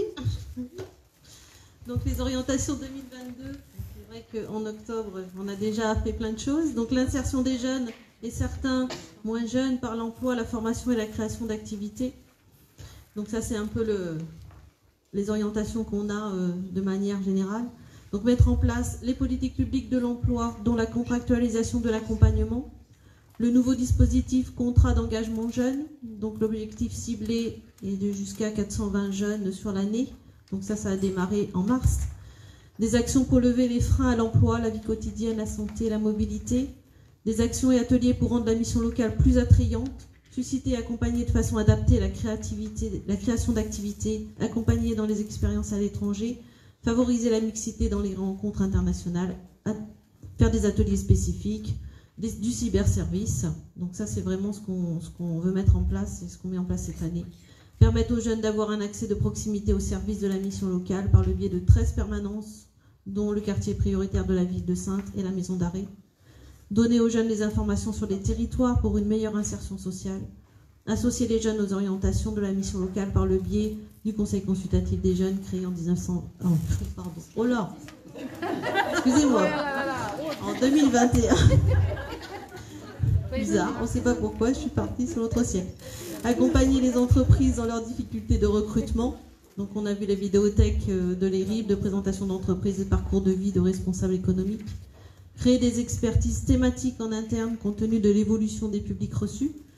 Donc les freins, on les connaît, la mobilité, avoir quelqu'un qui... On a donc une conseillère qui travaille avec les jeunes sous main de justice, les jeunes issus de la communauté des gens du voyage, les publics en situation de handicap, le public ayant des problèmes de santé et des personnes, et aussi tout ce qui est autour des personnes étrangères et leur accueil. L'avis de la structure, poursuivre le travail en lien avec les collectivités locales, bien sûr, continuer à sensibiliser les usagers et le personnel au développement durable, être structure ressource pour le réseau des missions locales de la Nouvelle-Aquitaine, notamment par le MIABL, qui est un outil intranet voilà, que l'on peut diffuser, et la mission locale de Guyane. Donc ça, c'est Charles qui est aussi sur le poste partagé d'assistant technique régional et qui fait des formations en visio pour l'instant avec la Guyane. Appliquer les évolutions de la convention collective et surtout continuer son surcoût, puisqu'on l'a fait en plusieurs étapes. Donc ce que disait le président tout à l'heure, ça fait plus de 100 000 euros annuels en plus. Continuer le travail pour un déménagement sur les 2 sites. Donc ça, voilà, c'est les travaux de la structure en ce moment. Je te laisse la parole. Je voudrais juste rajouter un petit point à ce sujet, c'est que on a l'occasion de se rencontrer souvent en bureau, en conseil d'administration, et qu'on essaie de travailler, comme beaucoup d'ailleurs, ce qu'on appelle dans notre jargon le aller vers. Donc on a déjà 13 permanences, si je peux dire, au bureau où on peut rencontrer les jeunes en allant plus vers eux. On va essayer justement de profiter, de créer une opportunité justement dans ces déménagements à venir. On en reparlera vraisemblablement.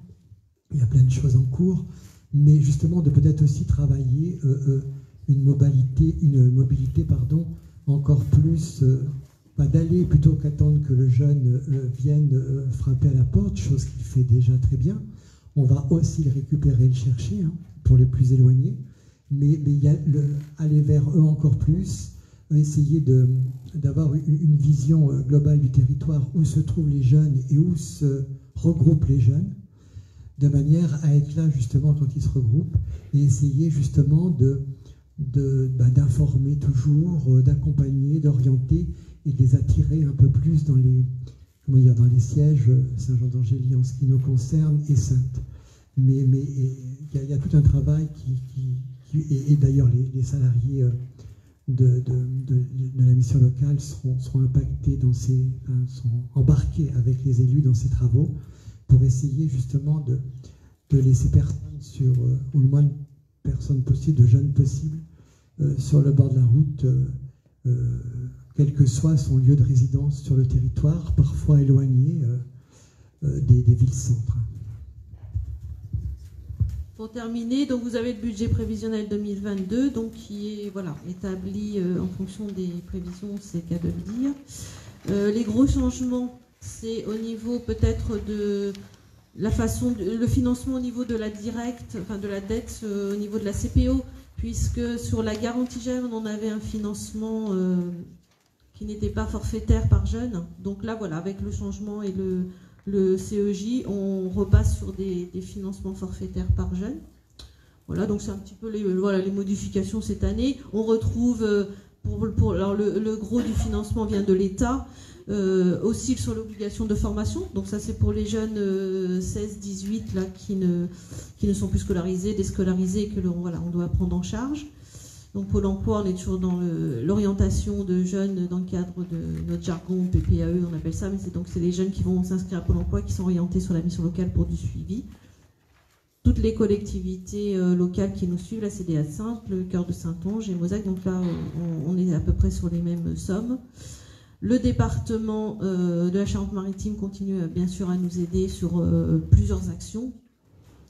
La région, donc Nouvelle-Aquitaine également, qui subventionne aussi le fonctionnement de la mission locale, la ville de Saint-Jean-d'Angély. Dans le cadre de l'IRIP, on a des fonds sur la région et sur le FSE, les CDC de Val de Saintonge. Et après, donc, on a des financements comme l'ARS qui nous aide par exemple à avoir des heures des postes de personnes en psychologues d'extérieur qui viennent faire des permanences, et c'est vrai qu'on reçoit, on a beaucoup de besoins dans ce terme-là. Donc on a sur un total des produits donc de 2 414 742 000 avec donc les charges en face qui sont gros bien sûr sur les charges de personnel, les services extérieurs et impôts et taxes et les achats qu'on essaye aussi de modérer le plus possible. L'année dernière, on a fait des achats, on parlait d'informatique, mais on a aussi outillé tout le monde sur des portables, sur des téléphones, sur du PC, parce qu'on a mis aussi en place du télétravail et que voilà, chacun maintenant, en cas de, on n'espère pas, mais de reconfinement, on puisse travailler de meilleure qualité, ce qu'on a eu sur le premier confinement, où tout le monde s'est débrouillé de droite à gauche de manière assez remarquable. Voilà.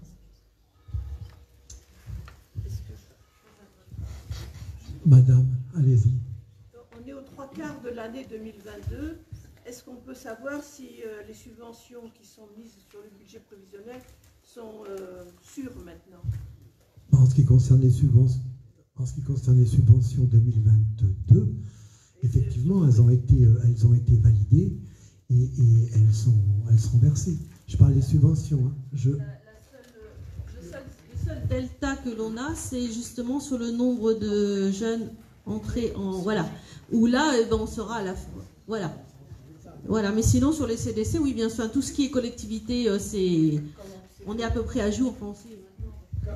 La problématique des missions locales, mais ça tout le monde la connaît, c'est qu'en fait, on a des choses qui changent régulièrement, hein, des aides, enfin la garantie jeune, pardon, s'est transformée en contrat d'engagement jeune, donc des modalités qui changent aussi. Et le problème, on a un chiffre à effectuer. Donc on essaie bien évidemment de s'en rapprocher, mais il se trouve qu'on est dans un contexte économique qui fait que il y a moins de jeunes viennent, c'est plutôt bon signe aussi, mais là on parle mission locale, moins de jeunes viennent frapper à la porte des missions locales puisqu'ils trouvent du boulot par eux-mêmes et assez spontanément. Donc ça on va pas s'en plaindre non plus, mais nous ça nous dessert un peu, et du coup la moyenne des 1 700 € qu'on peut avoir par jeune en moyenne, hein, je dis bien, par rapport au CEJ, pardon, eh bien, si on en fait 400, ben, on aura cette somme multipliée par 400. Si on en fait que 200, eh ben, effectivement, voilà. Mais seulement, on a aussi, comment dire, recruté les personnes pour assumer ce nouveau dispositif, c'est le mot que je cherchais tout à l'heure.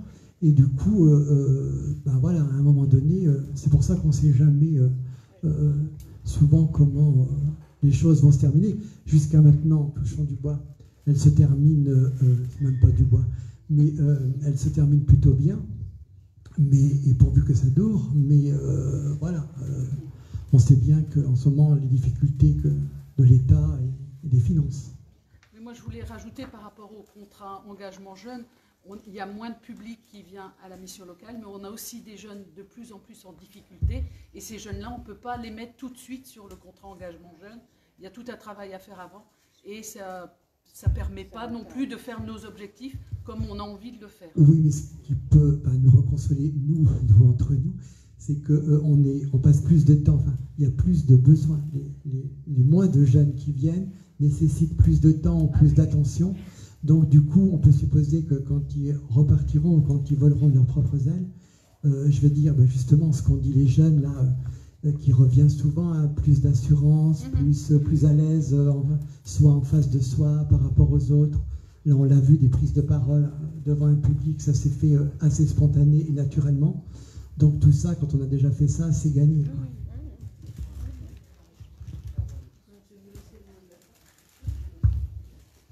Donc je vous remercie toutes et tous d'avoir joué le jeu et d'être venus ce soir. Je vous propose de juste vous déplacer vers le pot qu'on appelle de l'amitié, de je sais pas trop quoi. Un petit pot sympa où on va poursuivre comme ça les uns les autres à discuter ou à refaire le monde, et c'est bien. Donc je vous propose juste derrière de vous lever et d'en profiter. Merci à vous.